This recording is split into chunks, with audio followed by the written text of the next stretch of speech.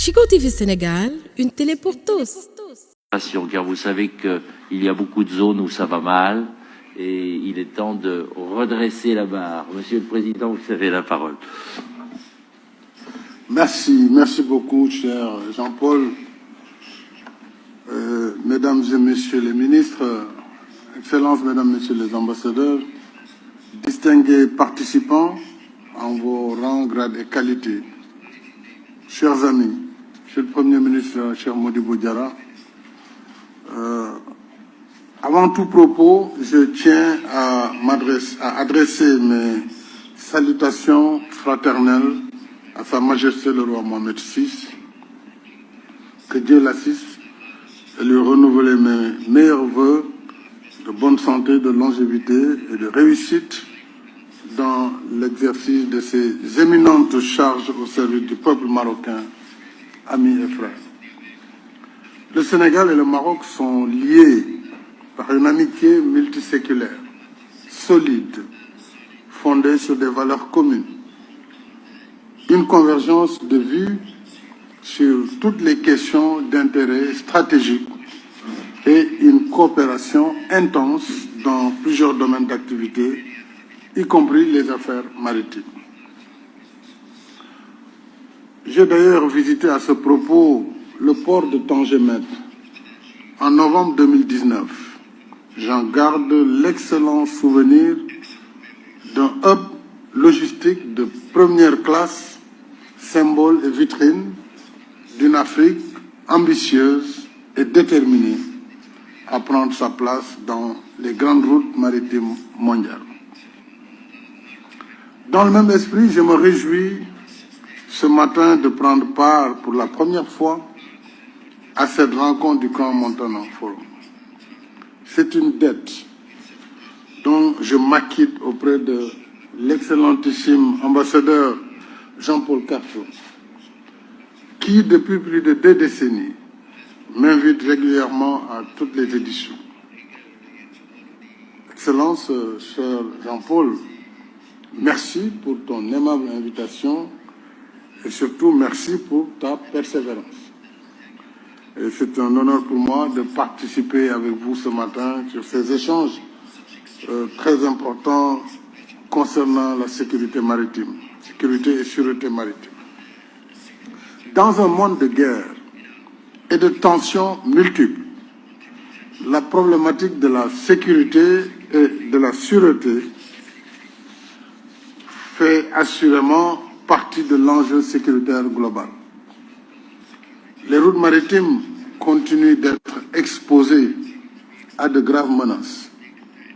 Conflits armés, piraterie, trafic illicite de tout genre, rivalité géostratégique, et j'en passe. Et nous le vivons présentement. Les conséquences de ces menaces sont dommageables à plusieurs égards. Les navires sont obligés d'abandonner leur route maritime habituelle et de faire de grands détours. On le voit, tous ces navires qui évitent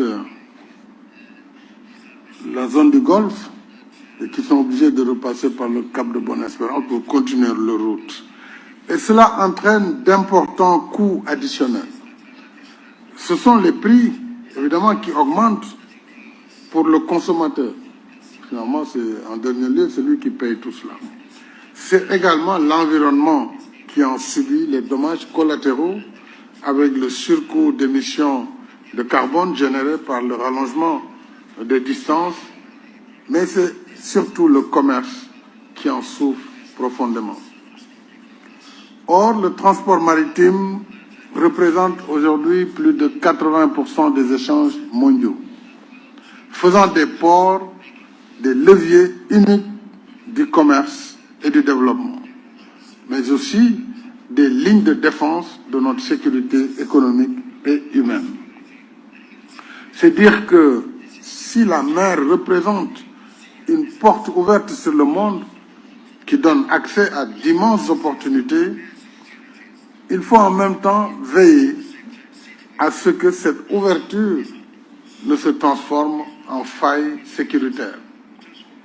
Dès lors, sécuriser nos façades maritimes, c'est à la fois protéger nos populations, nos ressources, nos écosystèmes et surtout nos infrastructures critiques. C'est aussi préserver la liberté de navigation et combattre ensemble les menaces transfrontalières. Mesdames et messieurs, ces enjeux majeurs nécessitent une collaboration renforcée entre pays par l'échange d'informations, par la mutualisation des capacités navales et la coordination entre forces de défense et de sécurité et services portuaires. Voilà pourquoi il faut continuer à investir non seulement dans les infrastructures maritimes, mais aussi dans la sécurité et la sûreté, dans la formation des personnels, la résilience numérique et la protection des acteurs portuaires. Ces derniers qu'on peut considérer comme des sentinelles essentielles au commerce international.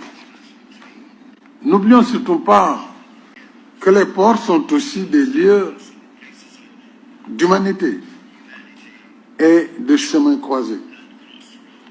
Chaque jour, des millions d'hommes et de femmes, marins, dockers, commerçants, logisticiens, transporteurs, venant d'horizons divers, s'y rencontrent, échangent et travaillent ensemble.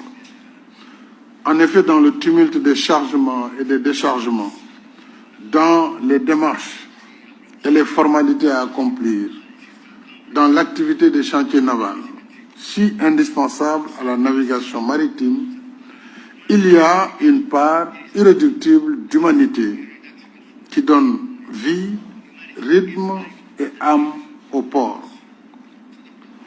Je voudrais également, chers amis, rappeler que le sujet qui nous réunit ici fait l'objet d'une prise en charge au plan continental, avec la Charte africaine sur la sûreté et la sécurité maritime, charte qui a été adoptée par le sommet extraordinaire de l'Union africaine d'octobre 2016 à Lomé, en République togolaise.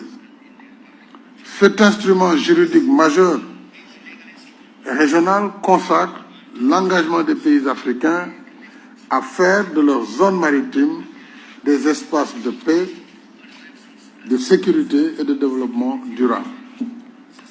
Cette charte africaine sur la sûreté et la sécurité maritime vise particulièrement à promouvoir la lutte contre la piraterie, la pêche illégale, les trafics illicites et la pollution, par une coopération renforcée en matière de partage d'informations, de respect du droit international et d'intégration des enjeux maritimes dans les politiques globales de sécurité et de développement.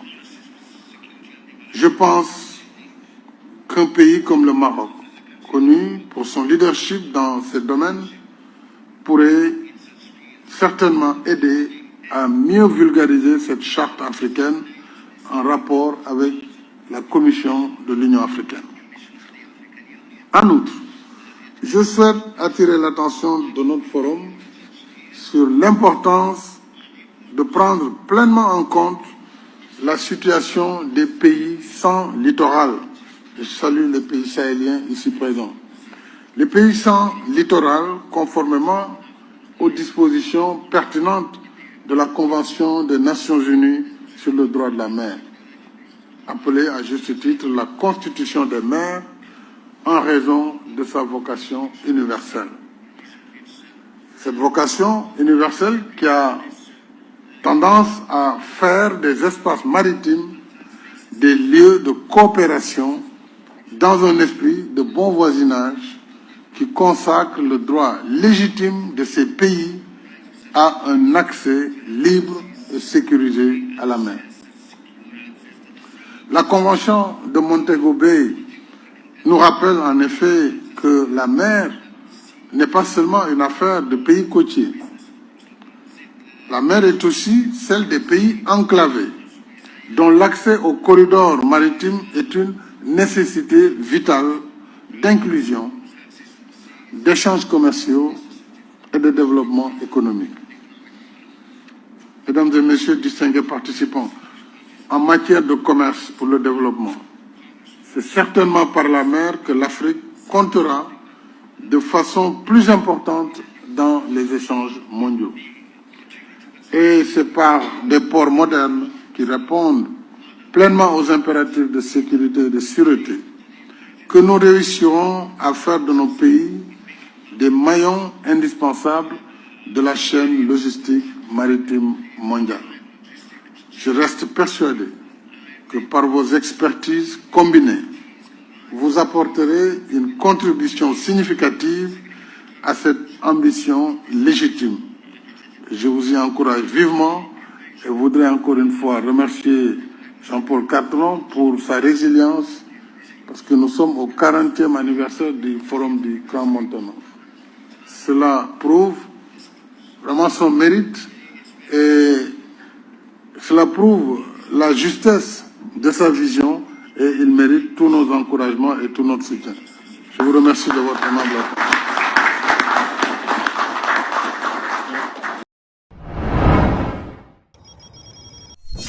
Chico TV Sénégal, une télé pour tous.